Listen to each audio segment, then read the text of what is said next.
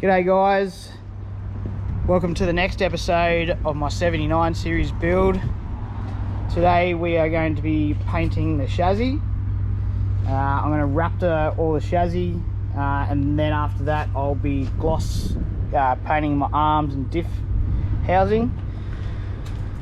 I have got a hurry-up e-locker coming for my diff center. I've never had an electronic locker. So they'll be turned on and off from inside the cab.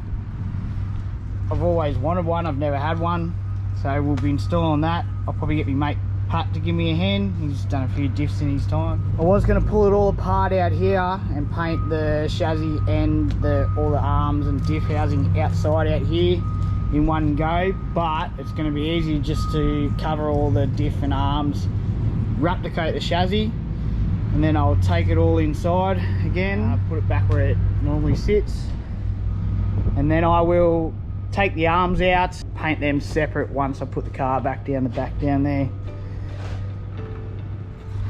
Let's get stuck into it.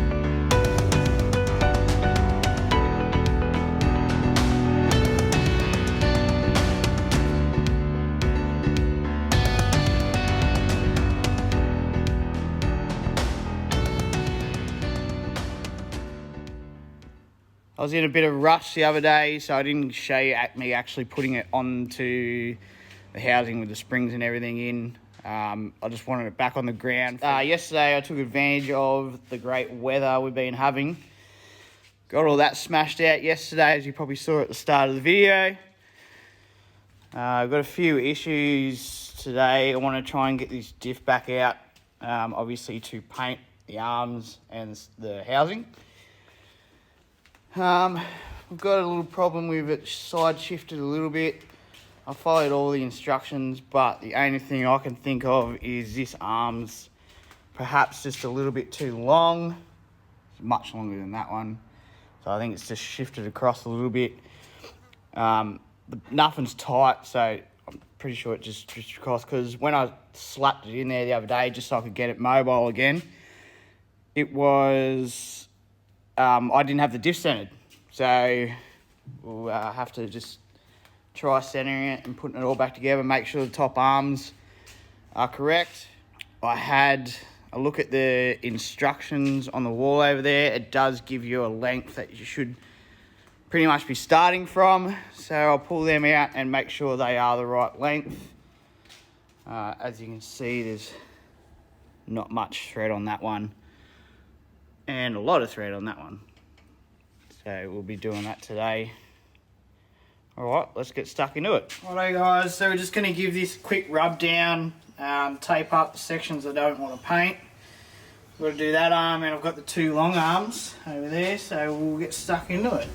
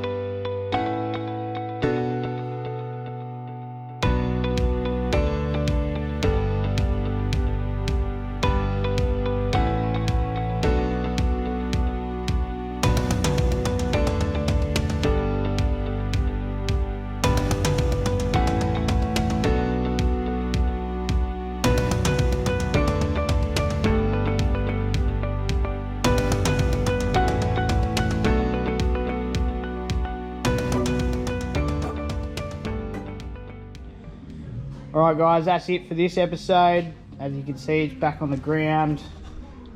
Mate Bonn come down and gave me a hand to get it in. I've got some temporary coils in there for now until I decide what I'm going to do. I'm pretty sure I'm going to end up running coil replacement bags. The kit itself from Superior went in very easy. Very happy with the kit. Looks $1 million now it's all painted up.